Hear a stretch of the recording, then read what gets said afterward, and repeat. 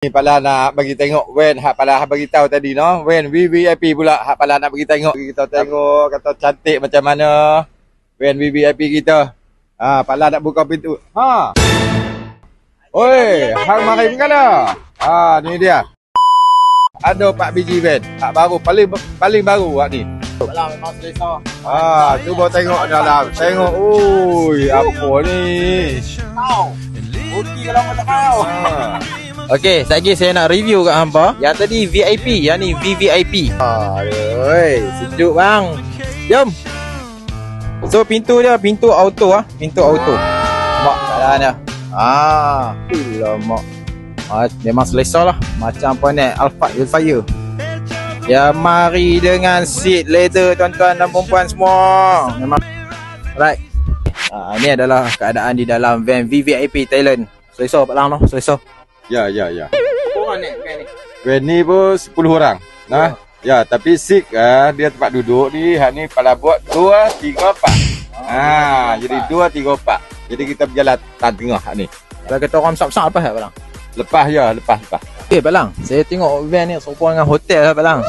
Berapa habis ni Pak Lang untuk siapkan satu van ni sampai jadi interior sampai jadi macam ni ni?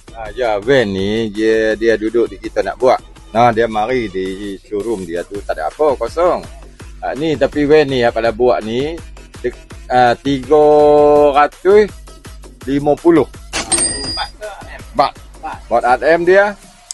RM lebih kurang 50,000 lah. Tu lah. Jadi Ya, 50,000 tuan. Okey, 350,000 baht untuk jadi biji event VVIP macam ni. Tuan tengok selesa, ruang kaki sangat-sangat selesa.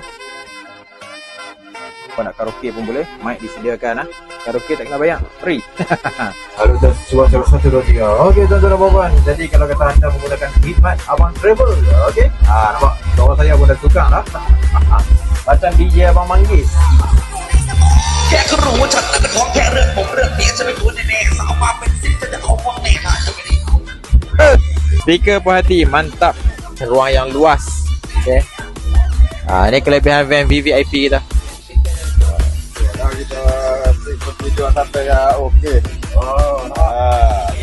Ni dia kita tidur puas lah. Kita tak belakang sampai panjang lah. Sampai baring tuan-tuan. Baring cara ni buka-buka mata sampai dah. Jangan risau. Mudah-mudahan disediakan mikrofon ada, keyboard ada, okey. Nampak. Ni TV besar-besar. So ni keadaan dia. Kalau kata hampa naik van VVIP ni, dia macam Pak Lang kata tadi, dia tak banyak, ada 4 biji saja. Jadi first come first serve. Kalau kata berminat untuk merasai keselesaan, kemewahan untuk perjalanan bercuti anda bersama dengan Abang Travel, nak merasai keadaan van VVIP Thailand ni, hampa kena maklum awal. Okay, request awal, booking awal untuk van ni sebab dia limited, hanya ada 4 biji saja. So siapa yang cepat dia dapat lah.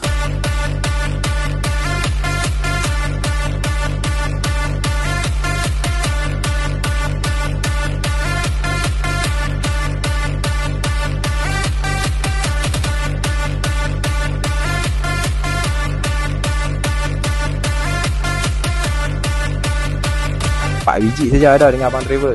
Cepat-cepat Grab, cepat-cepat PM, cepat-cepat WhatsApp. Siapa nak booking van macam ni hak VVIP ni, cepat-cepat.